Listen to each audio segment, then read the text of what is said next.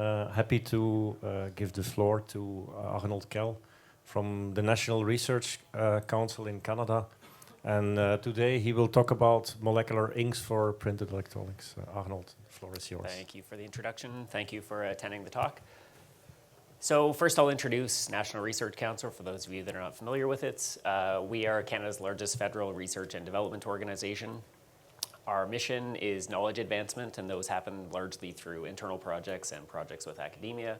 And we are also interested in innovation support for other government departments and companies and industries throughout Canada with the mission, or with the ultimate mission of enhancing or improving Canada's economy. We have around 4,000 workers at NRC stationed at research centers throughout Canada. I'm working at a research center in Ottawa, Ontario, Canada, called the Quantum and Nanomaterials Research Center, and our group is focused on advanced materials for additive manufacturing. So a lot of the work that I'll talk about today has been carried out with an industry partner that we've had for the past 10 years or so, named E2IP Technologies. So they are global leaders in the design, engineering, and manufacture of human-machine interface technologies. They're headquartered in Montreal, but they do have an international presence. They have a couple of facilities in the States as well as Morocco. They have around 300 employees.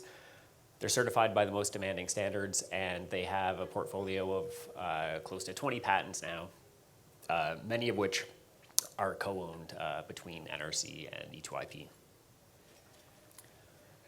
So today's presentation, I'm going to try to cover initially a little bit of the work that we've been carrying out with respect to 2.5D electronics or in-mold electronics, and then I'll address some work that we had carried out in the past and how we're now transitioning that into the development of some 3D printed multi-material objects, and how molecular inks are pretty well suited for those types of applications.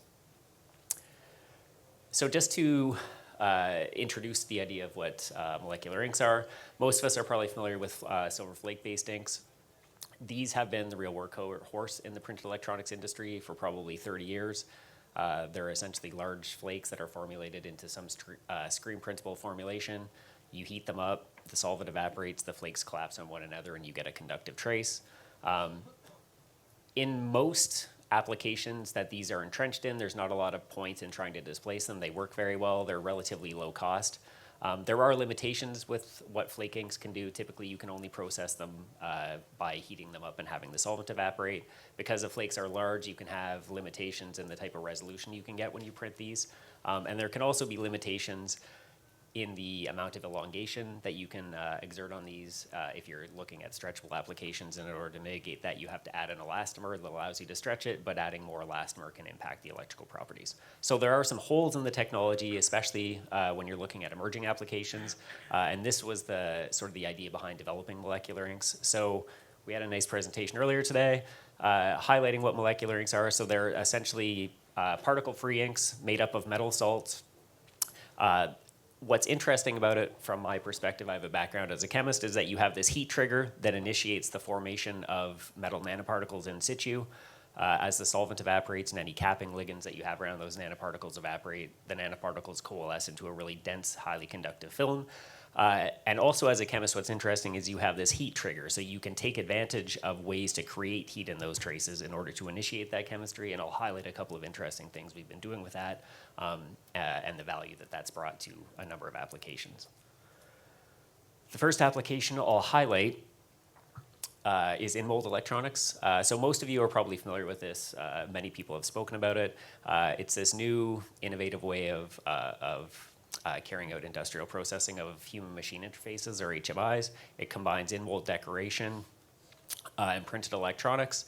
And it's exciting because if you think of, for example, a panel in your door, the door of your car, if you have this one piece printed electronic and a graphic layer, you can have an enormous amount of design freedom. You can incorporate new types of ergonomics designs. Because they're made of single pieces rather than a whole bunch of different parts that you have to individually injection mold and assemble, the assembly of these things should be easy, and you should be able to streamline those in a potentially low-cost assembly. And there's a lot of thought that these will be thinner and lightweight, and that's important for the aerospace industry, of course. One thing people haven't addressed